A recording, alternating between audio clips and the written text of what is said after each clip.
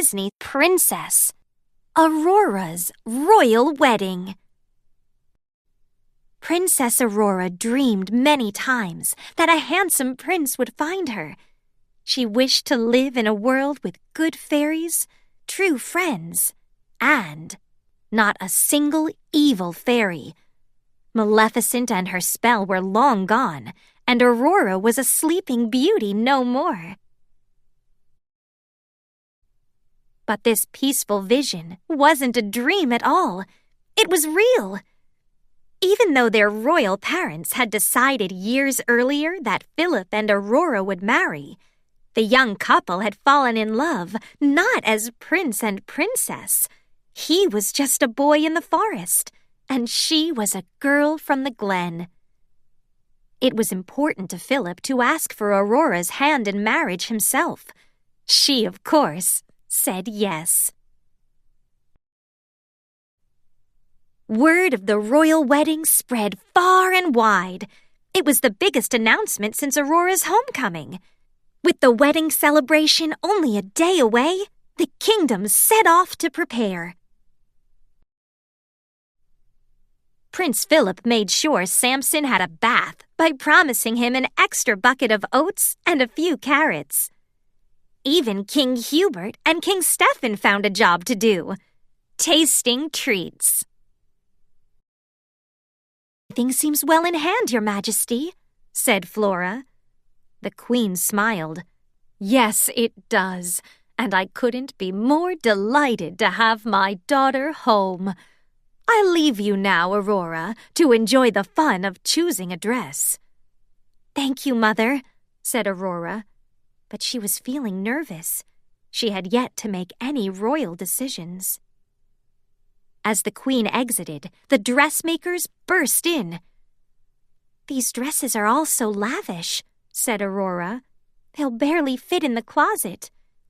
"If I may, Princess," said one of the dressmakers, "we'll only need to remove your old clothes to make room."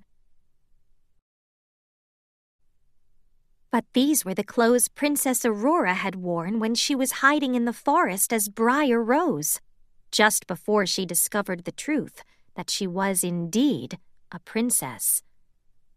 "What is it, dear?" asked Fauna. Aurora sighed. "I don't know how to be a princess. What if I'm not a very good one?" "Nonsense," said Merryweather. "Why, you'll make the finest princess this kingdom has ever seen." Still, Aurora wasn't so sure. When Prince Phillip came by later, he had a splendid idea. "Would you like to go for a walk to get away from the wedding planning for a bit?" "Oh, that would be wonderful," said Aurora.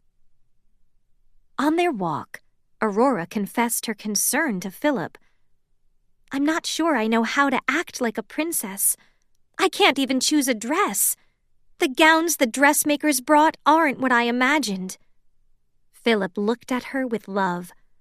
"My dear, you will be a wonderful princess. But if you're worried, I think I may know someone who can help." Back at the palace, Flora had a plan. "Let's use our wands." "Magic won't help," said Fauna. "We don't know how to be a princess."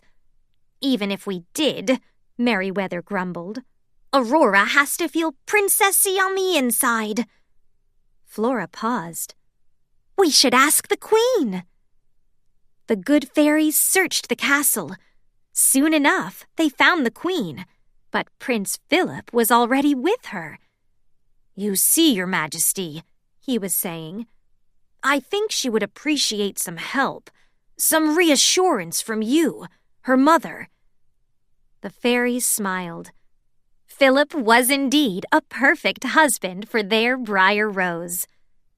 Altogether, they led the Queen to Aurora. "Dear Aurora, I understand that you are worried, but being a princess isn't about what you do. Rather, it's about who you are. A princess is honest, compassionate, intelligent, and kind. And there is no doubt you are all of these things." "Oh, thank you, Mother," Aurora said. Then she stopped. "I just had an idea about a wedding dress. Would it be possible to wear yours?" The Queen smiled. "I married your father in a simple but beautiful gown. I think it will fit you perfectly." On the day of the royal wedding, it seemed the entire kingdom was celebrating. While the handsome Prince Phillip waited at the altar, King Stephen walked Aurora down the aisle. She looked every bit a princess in her mother's dress, and she was starting to feel like one too. "Do you, Prince Phillip, take Princess Aurora as your wife?" "I do." "Do you, Princess Aurora, take Prince Phillip as your husband?" "I do."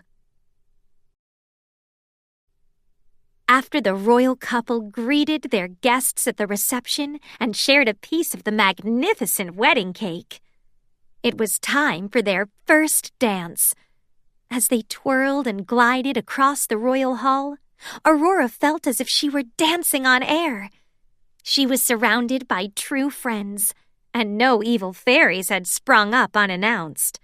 Even the good fairies had behaved, resisting the urge to change Aurora's wedding dress to pink or blue.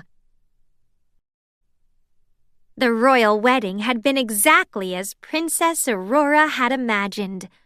Once upon a dream.